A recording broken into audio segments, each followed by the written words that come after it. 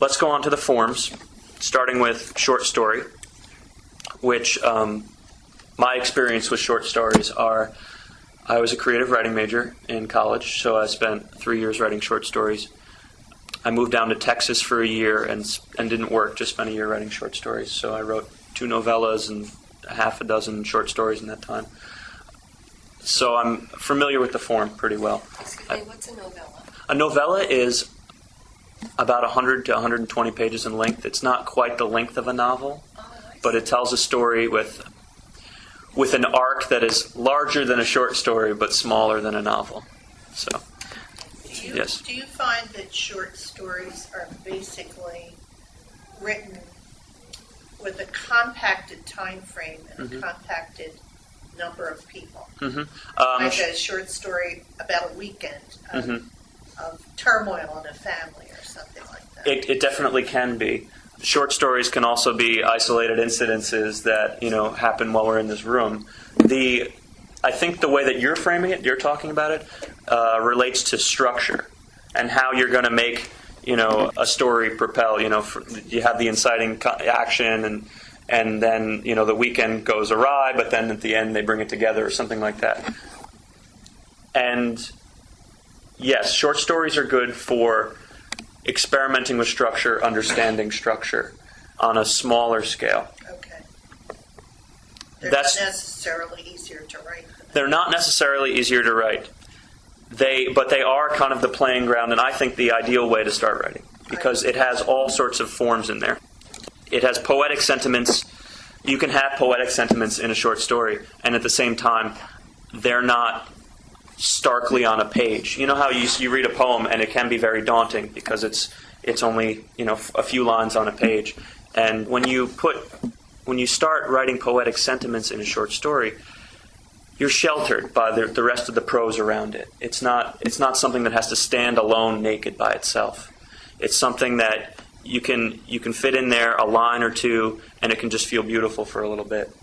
And if you find as you're writing short stories that that's the type of thing that you really like when you're writing a short story, that you're writing for those moments, that's when you can start moving into poetry, I think. Could you give us an example of poetic sentiment in a... If I had a book, I mean, they exist in all sorts of books. You'll be reading a story and you'll be enjoying it for the way that the narrative is unfolding, and all of a sudden there'll be a moment, a burst of inspiration with a description. Okay. And that's what I'm talking about. Not actually a poem. No, not actually a poem, but the same sentiment that you might get from a poem is what you'd be picking up in these lines. And a poetic way for the author to express themselves. Absolutely. Okay. So that's, if you find that you're writing for those moments, it might be more enjoyable for you to start pursuing poetry. Now, if you find you're writing a story because you love having characters A, B, and C meet up at D to accomplish E, if you enjoy the mechanical creation of a story, that might be something you'd like to pursue for a novel, because novels are the Brooklyn Bridge of structural story writing. You have to, if you don't have a good structure for a novel, it's going to be very hard for people to want to get into it, and it's going to be very hard for people to want to purchase it if you wanted to sell it. Like Eat, Pray, Love.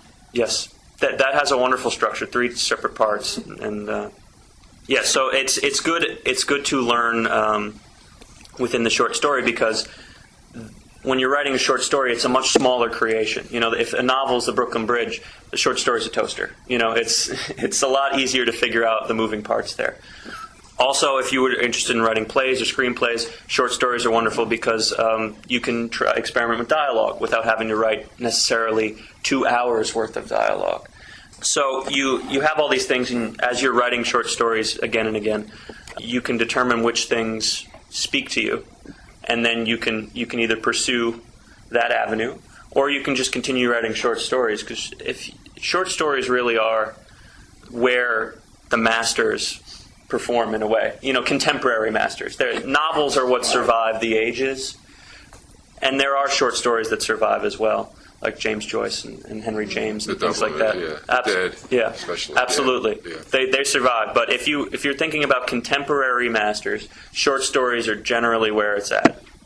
So I remember, for a while I got keen on O. Henry. And all of his stories were alike. yeah, And they took up to the very end, and then there was the last paragraph was. Yeah. like what's the most famous one? The one where Well, Gift of the Magi. The Gift of the Yeah. Magi, Yes. yes. Yeah, that poem. was such a Yes. punch at the end, yeah. Have you ever read The Gift of the Magi? No.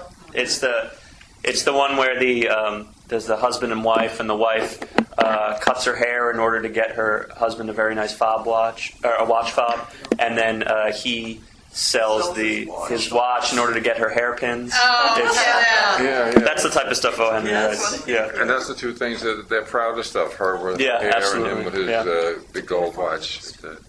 And who's the author? Okay. O. Henry. Oh, Henry, yeah. Yeah. Oh, it's a great story. The Gift of the Magi. Yeah. Yeah.